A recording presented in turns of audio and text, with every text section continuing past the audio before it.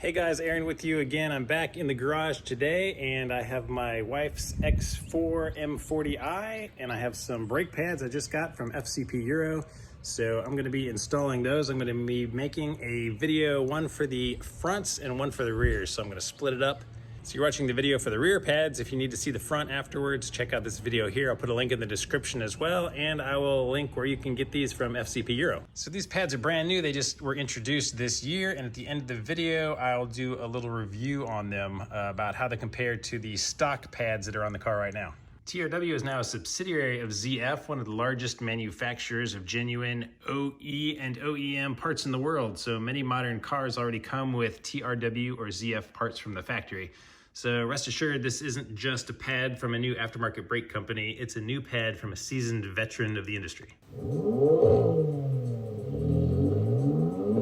Inside the box for the rear pads, we have two sets of pads, and we also have new retaining clips, instructions, a cool little sticker, and some grease to apply. All right, here's all the tools that will be required. You will want a torque wrench and some kind of tool to open the piston. We'll get to that later. I'll put links to some of this stuff in the description. A couple of ratchets, T45 torque spit, and then you're gonna want a T30 and a 13mm socket. I actually have two of them, one for the upper and lower bolt. It was easier for me to get to it that way.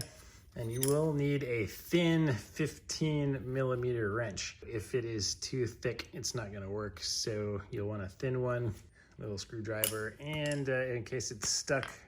And then for the rears, I have this brake and caliper grease that's just easier for me to use than the stuff in the little packet they give you, but you can use that. So I'm gonna be showing you on the right rear side, on the passenger side in the US. So first you're gonna remove the wheel, of course.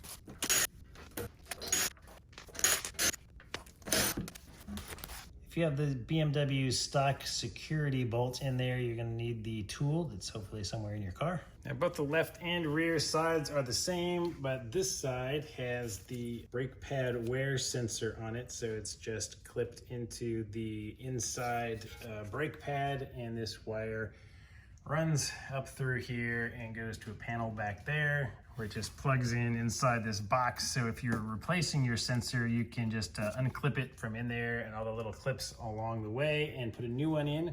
In my case, I don't need a new one because these are fairly good pads, and my little dummy light on the brakes has not gone on in the car, so not a problem at all reusing it if it's still good. So as part of this process to put new pads in, we're gonna be putting thicker pads in than the ones that are in here. So we're gonna need to spread this open and push the piston open, and that will push fluid back through the lines. So we want to come up to our brake fluid reservoir, and I already have it opened here with some rags around it because we want to make sure that the fluid that gets pushed back through here does not cause a problem with the system. Leaving it open will let it overflow if it needs to, and the rags will catch it so it doesn't drop down into the engine compartment. Now, in order to compress that piston on this car, there are two different ways to do it. There is a little motor on the back of here on both sides in the rear that go to the electronic parking brake. When you lift that little lever up to do your electronic parking brake, it's kind of like pressing your brakes. It will push the piston in and use the rear brake pads to keep you in place. So because of that, there is a little plate inside there that is pushing against our piston and needs to be released. So the first way to do it is to use ISTA, and I'll make a separate video later on showing you how to do that if you want to do that. So through software, you can have it back that plate out for you and put it in what's called service mode. But in this video, I'm going to show you the easier manual way that anybody will be able to do. And our first step is to press down on this little tab on the top of this and pull the little connector off. So this little connector just goes to that electronic parking brake. So here's a better look at that tab. When you press it in the back, this piece lifts up to come over that tab. And it is also connected to the bracket back here, so we can just wiggle it loose. It fits in that little semicircle bracket. And just drop that down. And the next thing we're gonna do is remove this center piece that holds our brake pads and has the piston in it, and actually has this electronic parking brake motor all attached to it in one piece. And you can take that off by removing 2 bolts. So there's one right here, and they're both 13 millimeter, and one down here. And you can see on the inside of them is where the 15 millimeter wrench comes in. So it has to be skinny enough to go between the bracket itself and this little, like a metal washer, because there is a guide pin that goes all the way through here. So I'll just start with the bottom one here. For this one, I need the long 13 millimeter socket, or else my ratchet hits up against this brake line here. The long one, I can kind of sneak in here and get it.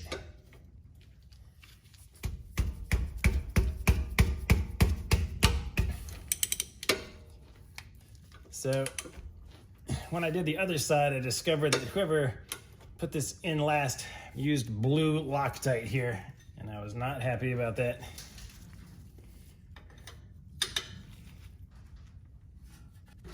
So you're gonna use the wrench to stop that from spinning.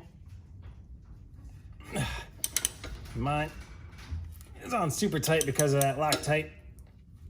Hopefully you don't have the same problem.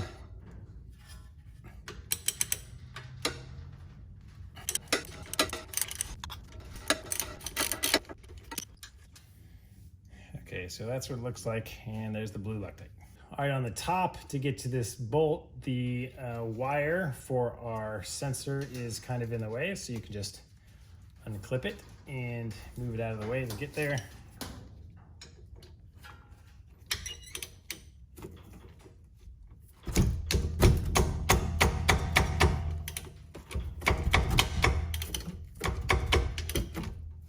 Break it loose and then use my wrench. Right here.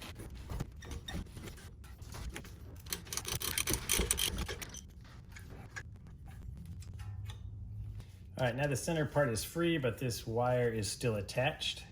So you can just gently use a little screwdriver and pry it out. It's just held in by pressure. If you're reusing it, don't pull on the wire because you don't want to break that, but there's just a little metal retaining clip in there. And then this wire is also attached to the top of the electric motor, so you'll have to pop that out. And now this is free, so we should just be able to rotate it around, and it is off. So whenever you want and it gets heavy, you can set it right here on the lower control arm. Just don't let go of it and put all of the pressure on the brake line. You don't want that to break. But your next step, on the back of the electric motor here, there are 2 T30 bolts that are holding this in, one on each side, and they are both connected to this little metal bracket. So when you take them off, that little metal bracket will come off with it.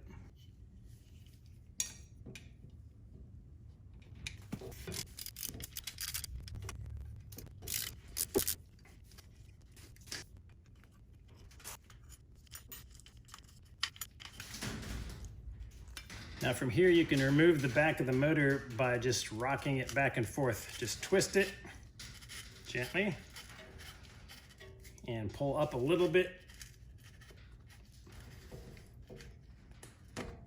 And the 2 pieces will just come apart like this. There's a little rubber gasket around here. And you can see this is the mechanism of the motor that turns the innards of this. So now all you have to do is take a T45, and you can actually just do this by hand. You don't even need a tool. It's really easy to turn. You put it in here and you turn clockwise until it doesn't turn anymore, and that means that the plate will be all the way backed out. If you don't do this step, you're not going to be able to push on that piston to compress the piston to open it all the way for your new brake pads. All right, there it is. That's as far as it goes. So that's all we needed this for. So now you can press it back together. And you can just put the bracket right back on.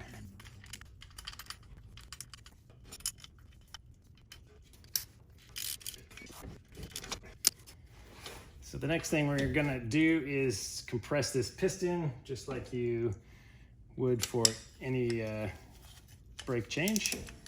So I'm using this tool. I'll try to put one similar to it in the description below.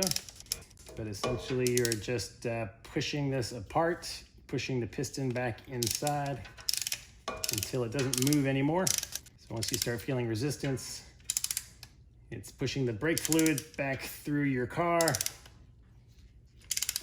Just kind of go until it stops. All right, that's as far as it goes. So you can see that the piston is flush now. So I'm just gonna try to set this back here, get it out of the way. So you can see that both of the brake pads are just sitting inside of these little metal clips. They're anti-rattle clips. So you just pull them straight towards you and it will slide out of the groove. And that's interesting. So you can see in mine, the little metal retaining clip for the wire came off. So if that happens to you, just take it and stick it right back on here, because that's where it's supposed to be. Now you can just take a screwdriver and pop these things out. We're gonna throw these away because we have new ones with our kit.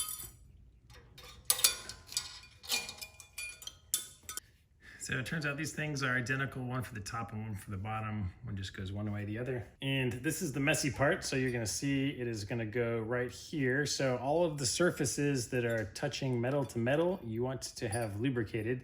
Essentially the whole backside of this thing in this groove, and then on the top inside these channels where the brake pads are gonna be moving back and forth. So just have a rag nearby because it's pretty messy. So I'm just gonna splat it in here, get it down in the grooves. Gotta make sure we get some all the way inside there. You don't want it gloppy on there or else it will get on your pads and rotors and then they won't be brakes anymore. So once it's applied, just kind of center this on here and press down and it'll snap on. And you can see that this stuff does get everywhere. And even for me, it got on the rotor a little bit right here. So if that happens, make sure you clean it really, really well. I have some brake cleaner. You can spray that on there, clean it off. And then do the same thing for the other bracket.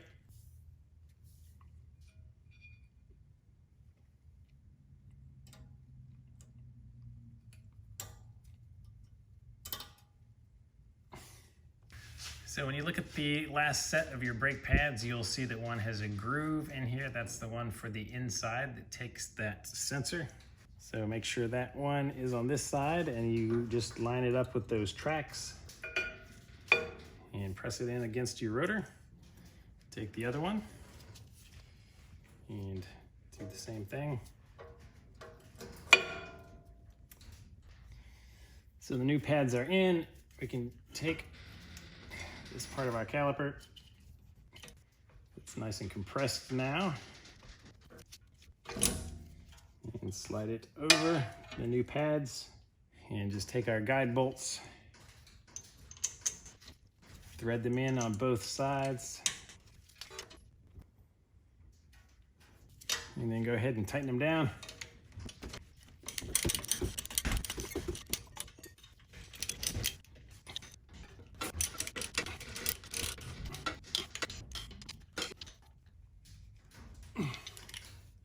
All right, now you bring your torque wrench in, and these are both 22 foot-pounds. So after you have them tightened in, you can bring your brake sensor back in. Make sure you clip it into the top up there, as well as the little bracket back here. And you want this little knob to be facing the rotor because that's the part that wears off. And it just snaps right back in. And finally, take the cable that went to the electronic parking brake and snap it back in and reclip it in the back. There we go, that's it. Okay, so after doing the rears, we're gonna wanna come back around here again and check on our brake fluid level. And we can see that it is all the way at the top. I don't think it overflowed any like it did on the front, but now we can open the door and press the brakes a couple times. Push on your brakes. And we'll push a little bit of fluid back down. The fronts did a lot more than the rears for me, actually. Yeah, it barely moved. So I'm gonna set the parking brake now, and the motor should run for a while, because it has to push that piston all the way back out.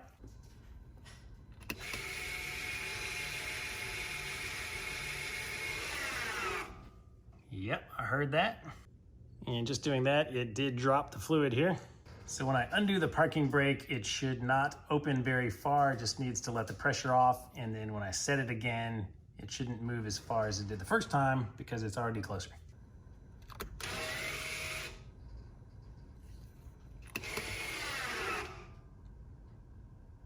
So after pumping her brakes several times, you can see right down here, there's the max line and the min line is below that. And this is over the max. So I'm just gonna take a little syringe and suck out some brake fluid.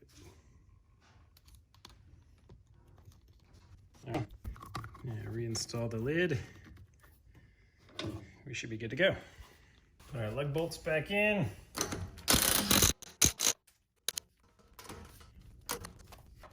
So wait till the car is lowered and then you can torque these back down. I use 98 foot-pounds. We got a little bit dirty, that's fine. I'm gonna take it out for a little drive and let you know the results. So you're probably pretty familiar with the stock pads. They work well, but they are super, super dusty. So I'm gonna wipe these down and we'll see how the TRW Ultras do in comparison for brake dust.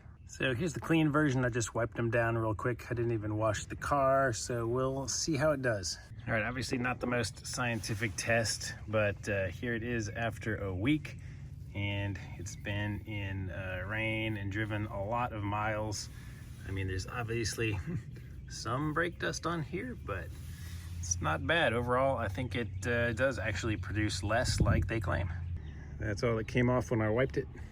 Real quick, I wanted to give a shout out to a new member, Eduardo. Thanks so much for your support. And if you guys are interested in becoming a member, there's a link right here that you can do so yourself. Thanks for watching, guys. Hope you found it helpful. If you did, please give the video a thumbs up, subscribe to the channel, and there will be a lot more BMW content coming. If you have ever been interested in possibly owning a Porsche, in a couple weeks, I'm gonna be introducing a buyer's guide for the 986 Porsche Boxster. So guys, keep an eye out for that. Hopefully you will enjoy it, and we'll see you next time.